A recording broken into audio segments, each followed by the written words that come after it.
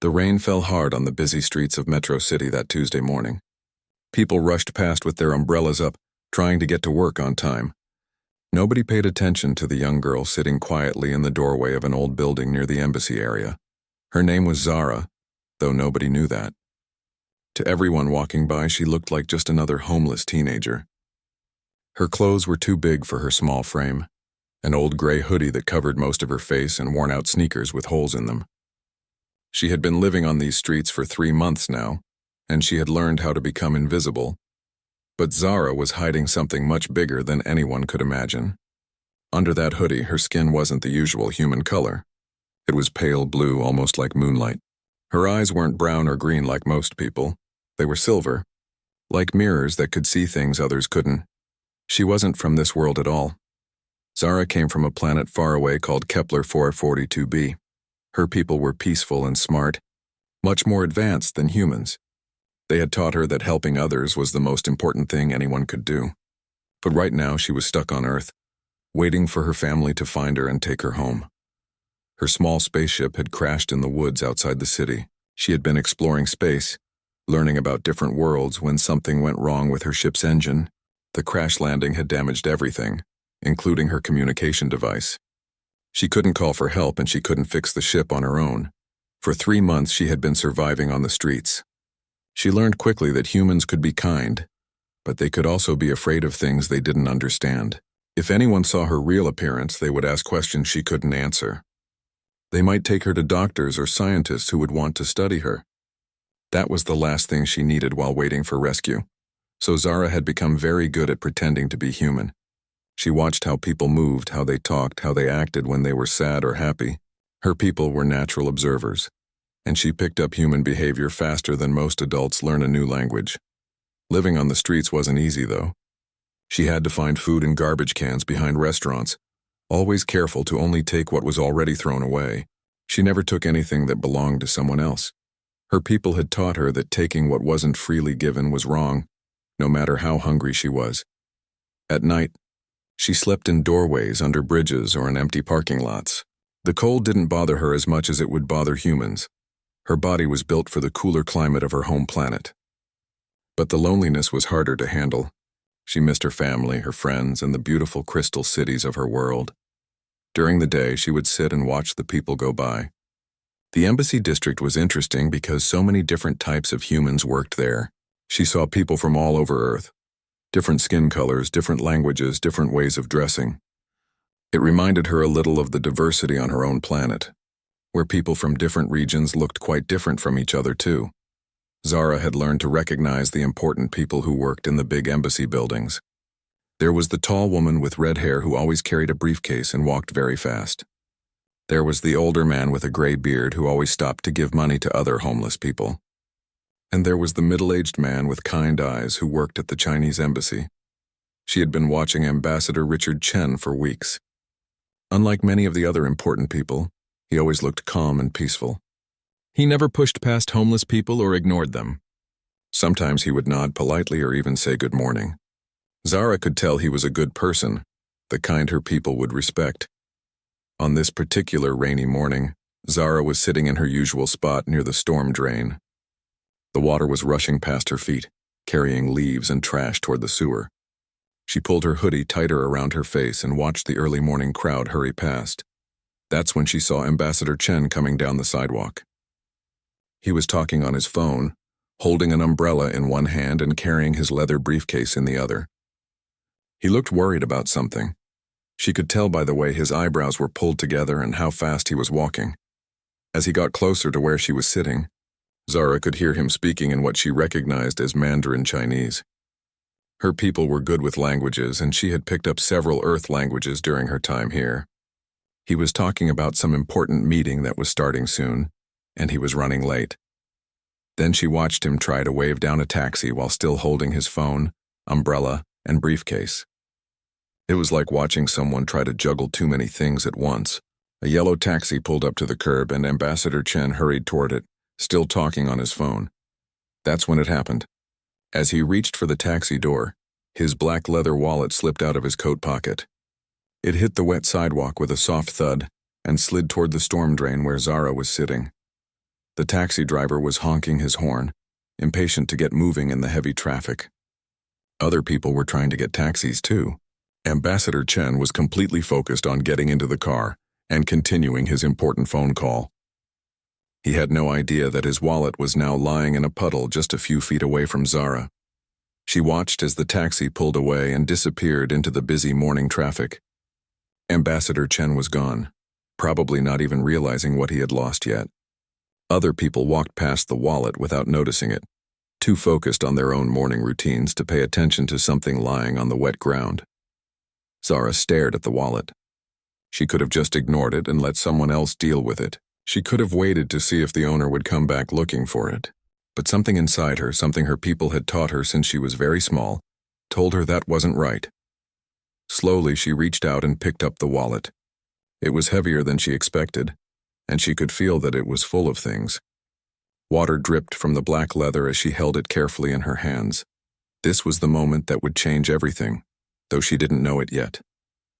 This simple choice, to pick up a stranger's lost wallet instead of walking away, was about to set in motion a series of events that would transform both her life and the life of the man who had dropped it. The rain kept falling, and the city kept moving around her. But Zara sat there holding that wallet and thinking about what she should do next. Zara looked around to make sure nobody was watching her. The morning crowd was thinning out as people reached their offices and the rain was getting lighter. She carefully opened the wallet, her hands shaking a little from the cold and from nervousness. What she saw inside made her heart race. This wasn't just any ordinary wallet. There were several credit cards, all with the name Richard Chen printed on them. There was also a thick stack of cash, more money than Zara had seen since arriving on Earth. She quickly counted it in her head. $800. That was enough money to buy food for months, maybe even find a real place to sleep. But that wasn't what worried her most. Behind the cash, she found something that made her stomach drop. There was an official identification card with Ambassador Chen's photo on it. The words "Diplomatic Immunity" were printed in bold letters across the top. Even though Zara was from another planet, she understood what this meant.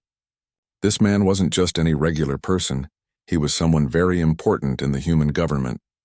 She found more cards tucked into different sections of the wallet. Security passes for the Chinese embassy, a card that looked like it gave him access to some kind of high-level government meetings. There was even what appeared to be some sort of international travel document that she had never seen before. In the back section, she discovered family photos. A smiling woman with kind eyes, probably his wife. 2 young children, maybe his son and daughter, playing in what looked like a beautiful garden. These weren't just official documents. This wallet contained pieces of someone's entire life. Zara's enhanced vision allowed her to see details that normal humans might miss. The security cards had special markings that seemed to glow slightly under certain light. The diplomatic ID had tiny symbols that she recognized as high-level security features. Her people were experts at reading energy patterns, and she could tell that losing these items would cause Ambassador Chen serious problems. She sat there in the doorway, holding the wallet and feeling the weight of responsibility on her shoulders. On her home planet, there was no question about what to do in this situation. If someone lost something, you returned it immediately, no matter what it cost you personally. It was one of the most basic rules of her society, but Earth was different. During her 3 months on the streets, Zara had seen how humans behaved when they thought nobody was watching. She had witnessed people walk past dropped money without picking it up, but she had also seen others grab things that didn't belong to them and run away. She had learned that humans had complicated relationships with honesty and doing the right thing. Her stomach growled loudly, reminding her that she hadn't eaten anything real in 2 days. Yesterday, she had found half a sandwich in a trash can behind a fancy restaurant. The day before, a kind woman had given her an apple, but that was all she'd had. The money in this wallet could buy her hot meals, warm clothes, maybe even a cheap hotel room for a few nights. She thought about her own situation. Nobody knew who she really was or where she came from. If she took the money and threw the rest of the wallet away, how would anyone ever find out? Ambassador Chen probably had many wallets and could easily replace his cards. Rich, important people like him always seemed to have backup plans for everything. But every time she considered keeping the money, something stopped her. It was like having a voice in her head that sounded like her mother from back home. Her people believed that your actions when nobody was watching showed your true character. They taught that the universe had a way of balancing things out. Kindness would eventually come back to you. But so would selfishness. The rain stopped completely, and weak sunlight began to filter through the clouds. People started walking more slowly, not rushing to escape the weather anymore. Zara watched them pass by, each person focused on their own problems and goals. None of them paid any attention to the homeless girl sitting in the doorway with someone else's life in her hands. She opened the wallet again and looked more carefully at the family photos. The children in the pictures looked happy and safe. Ambassador Chen's wife had the same kind eyes that Zara had noticed in him.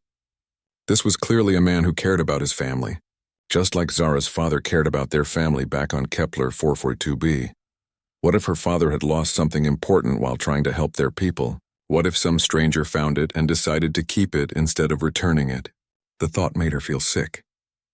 She realized that Ambassador Chen's children might worry about their father if he got in trouble for losing important government documents. As the morning wore on, Zara began to understand just how serious this situation was. She had been watching the embassy district long enough to know that security was very tight around here. If Ambassador Chen couldn't get into important meetings because he lost his access cards, it might affect his job. If he couldn't prove who he was because his diplomatic ID was missing, he might have problems traveling to other countries for his work. The more she thought about it, the more she realized that keeping this wallet would hurt not just Ambassador Chen, but possibly many other people too. Diplomats worked on important things like peace between countries and helping people around the world. If she interfered with that work just because she was hungry, she would be causing harm to people she had never even met. But returning the wallet would be dangerous for her. She had worked so hard to stay invisible, to avoid drawing attention to herself. Approaching someone as important as Ambassador Chen would mean risking exposure. There would be questions about who she was, where she came from, why she was living on the streets. Questions she couldn't answer without revealing the truth about her alien identity. She thought about her spaceship, still hidden and broken in the woods outside the city. Every day she hoped that her people would find her and take her home. But what if they never came? What if she was stuck on Earth forever? In that case, she needed to figure out how to build a life here without compromising who she really was. The sun was getting higher in the sky, and Zara knew she had to make a decision soon. She couldn't sit here holding this wallet all day. Either she was going to return it, or she was going to make the choice to keep it. There was no middle ground. She closed her eyes and tried to imagine what her parents would tell her to do. She could almost hear her mother's gentle voice explaining that doing the right thing was sometimes hard, but it was always worth it in the end. Her father would probably say that true strength came from helping others, even when it was difficult. When she opened her eyes again, Zara knew what she had to do. She carefully put the wallet in her backpack, making sure it was safe and dry. Tomorrow morning, she would find a way to return it to Ambassador Chen, no matter what risks that might bring. She didn't know it yet, but this decision was about to change her life in ways she never could have imagined. The small cafe was warm and cozy, completely different from the cold streets where Zara had been living. The smell of fresh coffee and baked bread filled the air, making her stomach growl so loudly that she felt embarrassed. She couldn't remember the last time she had been inside a real restaurant, sitting at an actual table with someone who wanted to share a meal with her. Ambassador Chen chose a quiet corner table where they could talk without being overheard. He noticed how Zara's eyes darted around the room, taking in every detail: the other customers, the exits, the way the waitresses moved between tables. She seemed alert and careful, like someone who had learned to always be aware of her surroundings. When the waitress came over, Ambassador Chen ordered coffee for himself and asked Zara what she would like.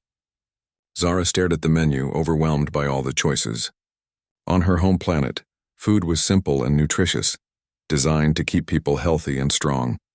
Here on Earth, there seemed to be hundreds of different options, and she wasn't sure what most of them were. "How about some hot chocolate and pancakes?" Ambassador Chen suggested gently, noticing her confusion. "And maybe some eggs and toast too?" Zara nodded gratefully. When the food arrived, she had to force herself to eat slowly. Every instinct told her to eat as fast as possible, the way she had learned to do on the streets when you never knew if someone might try to take your food away. But she could see that Ambassador Chen was watching her with concern, not judgment. So she tried to use proper table manners the way she had observed other people doing. The hot chocolate was the most amazing thing she had tasted since arriving on Earth. The warmth spread through her body, and for the first time in months she felt truly comfortable. The pancakes were fluffy and sweet, and the eggs reminded her a little of a breakfast food from her home planet, though these tasted completely different. "Tell me about yourself, Zara," Ambassador Chen said softly. "How long have you been on your own?" Zara had prepared for this question too, but it was harder to answer while looking directly into his kind eyes. "About 3 months," she said. "My family. They're gone. I don't have anyone else." She couldn't tell him the truth, that her family was alive but living on another planet, that she was waiting for them to find her and take her home. Instead, she had created a story that would explain why she was alone without revealing her alien identity. "I'm sorry," Ambassador Chen said, and she could tell he really meant it. "That must be very difficult for someone your age. Have you been to school?" I learned a lot from my parents before they died," Zara said carefully. This wasn't entirely a lie. Her people did believe in education, and she had learned many things during her childhood on Kepler 442b. "I like to read when I can find books." Ambassador Chen nodded thoughtfully. During his years as a diplomat, he had met many young people from difficult situations. But there was something special about Zara that he couldn't quite identify. The way she spoke was unusually mature and thoughtful.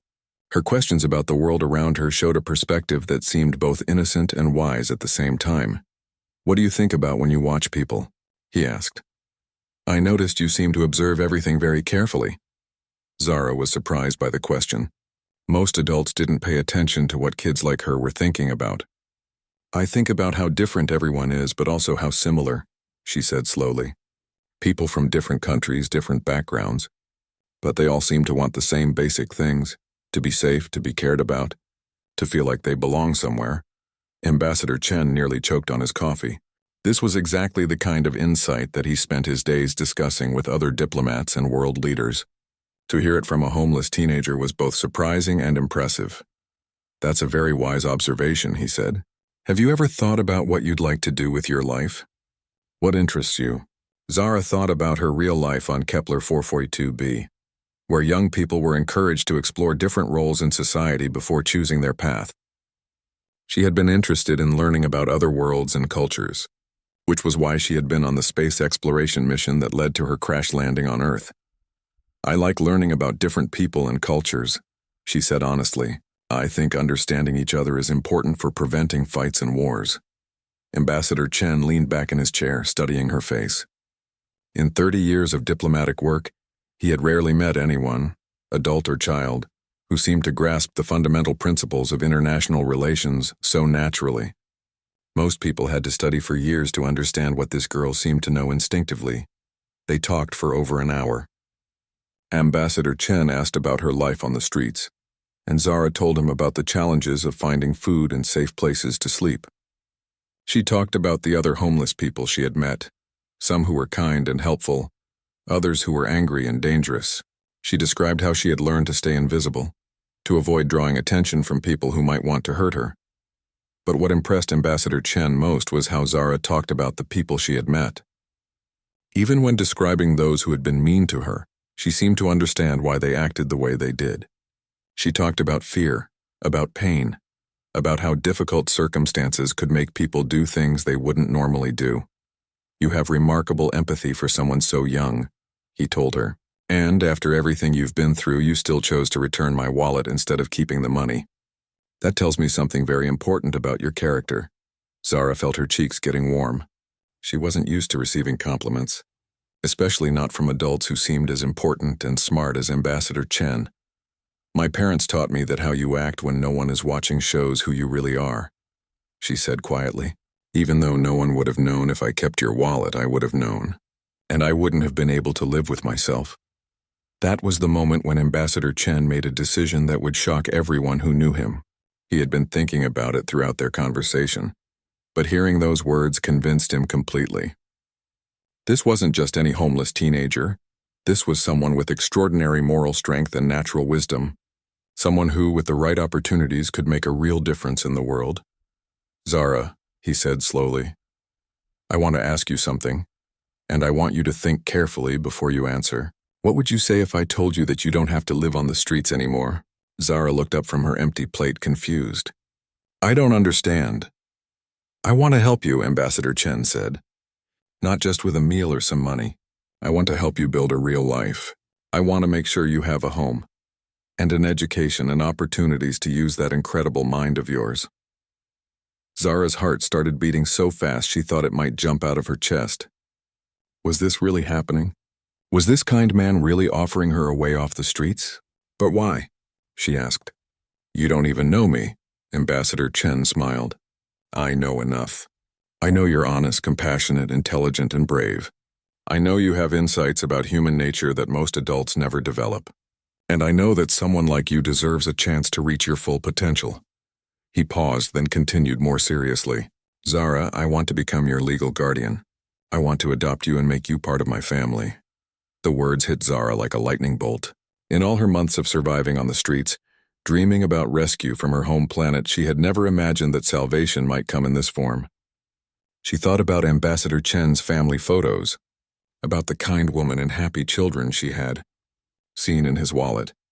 Tears started rolling down her cheeks, the first tears she had allowed herself to cry since crash landing on Earth. For the first time since arriving on this planet, she felt something she had almost forgotten existed: hope.